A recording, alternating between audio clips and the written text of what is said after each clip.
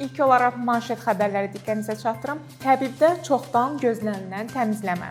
Dövlət qurumunda korrupsiya əməliyyatı saxlanılanlar var. Məktəblərdə kütləvi yoxlamalara başlanıldı. Natiq Səhraboğlu İbrahimov Lənkəran Dövlət Universitetinin rektoru təyin edilib. Unikal xəbər verir ki, bununla bağlı Prezident İlham Əliyev sərəncam imzalayıb.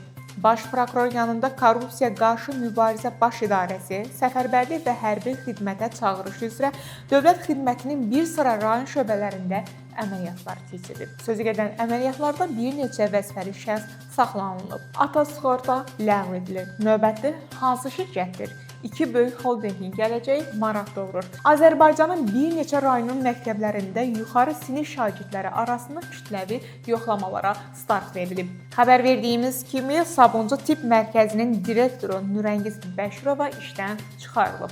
Unikalın əldə etdiyi məlumata görə Sabunçu Tibb Mərkəzinin direktoru vəzifəsinin icrası tibb müəssisəsinin direktorunun cərrahi xidmətlər üzrə müavini Kamil Hacıyeva həvalə olunub. William Hacıyevə 3 milyon manatlıq növbəti şok ittiham başlıqlı yazı yer almaqdadır. Azərbaycan boksçusu Nəbi İskəndərov Braziliyada keçirilən Dünya Kubokunda növbəti qələbə qazanıb. Beləliklə, bugün sizə Unikal qəzetində dərc olunan əsas və önəmli xəbərləri diqqətinizə çatdırdıq. Növbəti görüşlərə dək.